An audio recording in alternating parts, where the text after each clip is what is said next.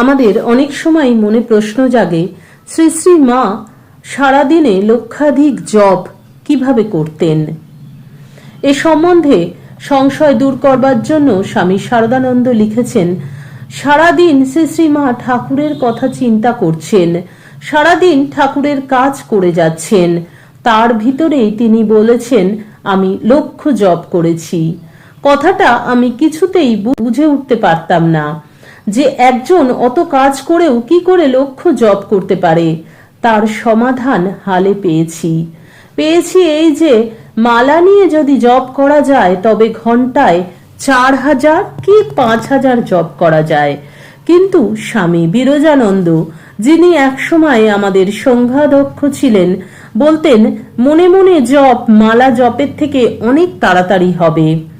মালা দিয়ে যদি ঘন্টায় 4000 5000 জপ করতে পারো, মনে মনে ততক্ষণে 10,000 জপ হয়ে যাবে। মায়ের জপ চলেছিল মনে মনে এবং মালায়, সবভাবেই। ঠাকুরের কথা তো তিনি সারাক্ষণই ভেবে চলেছিলেন।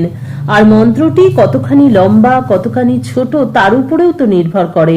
সুতরাং আজ আমি বুঝি মায়ের কথা ঠিক।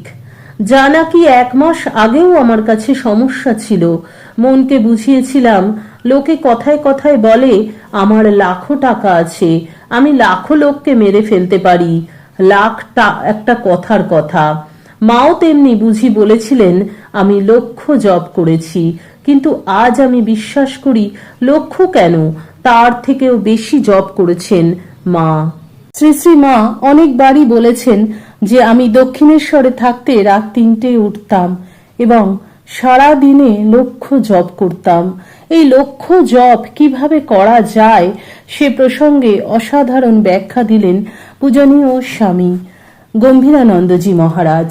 আমরা সেই লক্ষ জপের কথা আজ জানলাম যে কিভাবে লক্ষ জপ করতে হয়।